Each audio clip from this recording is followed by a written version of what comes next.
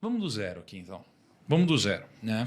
Tem muita gente que está assistindo a gente agora que já investe, gente que começou a investir recentemente e gente que quer começar a investir, mas ainda não começou a investir, tá?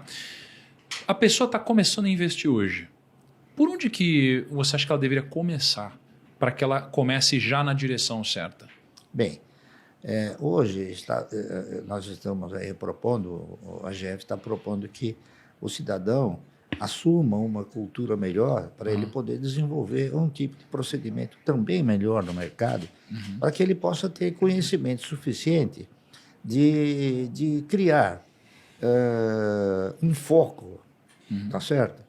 Um foco para poder entrar no mercado e não ser assim surpreendido com coisas erradas. Então, eu interpreto o seguinte: a primeira coisa que o cidadão tem que fazer no momento em que ele vai entrar no mercado é o seguinte: é estabelecer um paradigma que revele o foco que ele quer fazer. Se ele quer investir, se ele quer especular, tá entendendo? Então, ele tem que procurar o quê? Ele tem que procurar um profissional que possa lhe oferecer essa orientação certa, tá entendendo? Essa que é a realidade. Então, aqui no Brasil, lamentavelmente, por força de fatores circunstanciais, né,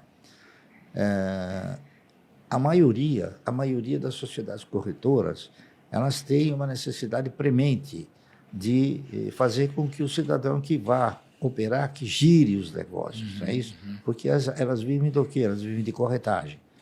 Elas não vivem de investimento, elas vivem de corretagem.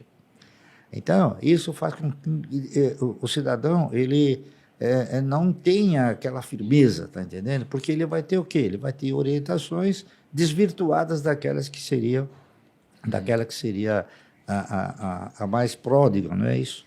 Que é investir. Então, a proposta de se criar uma cultura de investimento, não é isso? É uma proposta que a gente percebe que o brasileiro não tem. Legal. Eu interpreto o seguinte: é claro que a educação financeira é uma coisa importante, mas eu interpreto o seguinte, que a partir do instante que o cidadão ele está convicto de que ele não deve gastar mais do que ele ganha, então ele está financeiramente educado. Aí ele precisa partir para uma nova fase de cultura, que é a cultura do investimento. A cultura de investimento nada mais é do que você saber na mão de quem você está colocando o dinheiro, tá entendendo? E em que atividade você está colocando. Legal. É isso que se pretende desenvolver. Sim. Ô Luiz, deixa eu perguntar um negócio. Quantos anos você tem hoje? 27. 27? É, carregando, quase 28. Caramba, com uma bela bagagem. Parabéns. Obrigada. Olhando, a gente olha de fora, você olha de dentro, né? Assim, o que você diria que foram algumas coisas, poxa, por conviver 27 anos, né, de alguma forma com seu pai, o que você considera que foram as coisas que de fato são os fatores-chave para ele ter atingido o resultado, aqueles princípios que você percebe nele, que você imagina que desde lá de trás, desde 1970, né, ele deve ter aplicado, olhando para os princípios que ele tem hoje, o jeito de pensar, processo de tomar decisão. O que nesse processo você acha que é responsável pelo resultado que ele colhe hoje? Olha, o mercado mudou muito desde a época em que ele começou, mas infelizmente as pessoas continuam cometendo o mesmo erro, né? Lá atrás, havia uma dificuldade muito grande de você ter acesso às informações. Então, quem era profissional de mercado e quem realmente se interessava, ia nas empresas, né, recortava lá o papelzinho, ia buscar o seu dividendo, enfim, buscava a informação, é quem geralmente acabava se dando bem, né? Hoje em dia é justamente o contrário. A gente vive a era da informação, em que a pessoa melhor informada, na verdade, é aquela que sabe filtrar a fonte de informação que ela vai buscar, né? Então, hoje, as pessoas tomam as suas decisões baseadas nas opiniões de outras pessoas, né? Grupos de WhatsApp, quando, na verdade, a informação pública, né, ela acaba sendo só lida por quem vai até a última frase, né? Então, é uma informação pública, a informação está aí, né? Só que as pessoas não se interessam em ler até o fim. Acha, assim? Ficam acomodadas, né? Então, eu acho que grande parte do sucesso dele se deve a uma coisa: disciplina, né? Não só de aportar, mas de sempre estar buscando o aprendizado e informações de qualidade, conversando com a empresa. E segundo, paciência. Por muitos anos, ele esteve errado, vamos dizer assim, com a Unipar, né? Então, ele comprou, o papel não subia. Muitas pessoas desistiram no meio do caminho. Isso aqui não sobe, isso aqui não sai do lugar, isso aqui não se mexe. E 10 anos depois, a empresa se resolveu, a conjuntura também do país melhorou, né? E a empresa seguiu a trajetória que lá atrás ele tinha vislumbrado. Como que ele fez isso? Sem nenhum segredo. Conversou com os gestores, leu o balanço e falou, pô, isso aqui não pode estar tão barato assim. Tá com problema? Tá com problema, mas vai resolver. A gestão está engajada em resolver. Essa empresa vai ser uma excelente pagadora de dividendos e tende a se valorizar, que isso é uma consequência. Né? Então, eu acho que são esses dois principais fatores. Olhar realmente o que interessa e não se importar com a opinião alheia. Né? Porque muito provavelmente você não vai acertar o timing, mas se você tiver convicção do que você está fazendo, vai dar certo. Desculpa, primo. Acho que tem um negócio que é mega importante também aí, complementando só a Luísa, que é a questão de curiosidade, né, cara? Você ser um curioso ali, né? Você querer aprender uma coisa diferente. Você tá ouvindo esse Primocast aqui, a gente tá te passando informação e você não ignorar isso que a gente tá falando.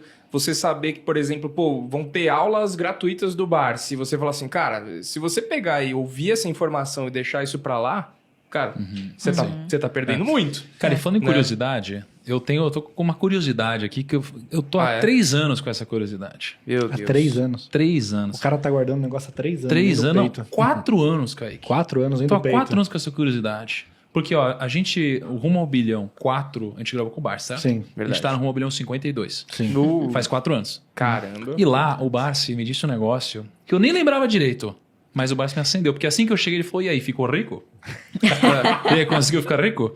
Aí, porque lá, com a Tanz, ele me deu um chega pra lá. Ele falou, ó, seguinte, assim você não vai ficar rico.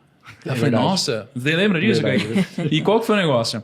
O Rumo ao Bilhão é um quadro, né, para quem tá chegando aqui, que eu invisto uma parte do meu dinheiro, né, publicamente e tal. Eu tava comprando umas ações, o Barça falou assim, você não vai ficar rico. Eu falei, meu Deus, como não? Cara, eu que sou uma pessoa que ensina sobre finanças. É o primo rico, eu tô ouvindo isso do Barça, eu falei, meu rico. Deus, eu devo estar muito errado, né? Aí eu falei, por que não? Ele falou, porque esse tipo de ação, para você que está no processo de multiplicação de patrimônio, se você continuar investindo assim, esse tipo de ação são boas ações para uma carteira já formada, uma carteira consistente, mas dificilmente elas vão multiplicar de valor muitas vezes ao longo do tempo. Então você precisa mesclar a sua carteira com algumas ações de alto potencial. E aí, a minha grande pergunta e a curiosidade aqui é o seguinte, eu sei que vocês gostam muito de dividendos, né? Isso daí construiu boa parte do patrimônio de vocês, mas o que eu devo escolher? Uma empresa com uma alta distribuição de dividendos ou uma empresa que não distribui dividendos, mas tem um alto potencial de crescimento? O que eu escolheria? Essa é a minha dúvida de 4 anos. A empresa que tem as duas vertentes. Aquela que tem uma boa perspectiva de distribuir dividendos e aquela que alimenta a possibilidade de uma valorização. Esse é o... E nós temos empresas assim. Tá entendendo? Várias. Inúmeras empresas nessa condição. São empresas que o pessoal se afugenta rápido quando tem uma queda qualquer, tá entendendo? Como tiveram outras no passado, não é isso? Mas você tem que ficar firme, que é a chamada disciplina. Se você olhar para um horizonte distante, você vai verificar que a empresa, vamos supor, ela estando numa atividade capaz de ser considerada uma atividade boa, não é isso? E que tenha sustentabilidade na sua operacionalidade, é uma questão de tempo, às vezes, a recuperação, tá certo? Nós temos aí, por exemplo, empresas que eu tenho participação porque eu acredito no projeto. O projeto é um projeto consistente. A Paranapanema, por exemplo, é um projeto, é uma planta que tem mais de 1.300.000 metros quadrados. E é uma atividade que, além de ser uma atividade perene, é uma atividade que vislumbra um futuro promissor com a questão do carro elétrico. Então, vai existir uma possibilidade de se consumir mais cobre, tá entendendo?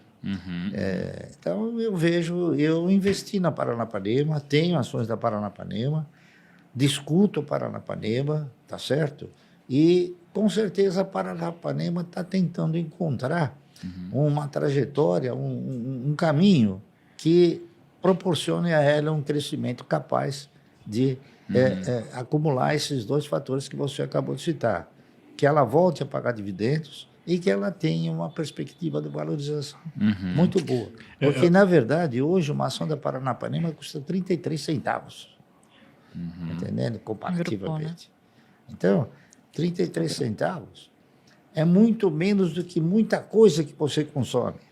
Um café, 10 reais, tá entendendo? Se você começa a fazer comparação, você fala, pô, isso aqui tá de graça. É verdade, né? Compro um café ou 30 ações de Paranapanema? Exatamente. Aí que tá. É a questão do quê? É a questão de você priorizar. Né? Não por isso a gente vai deixar de tomar um café, mas é aquela prioridade.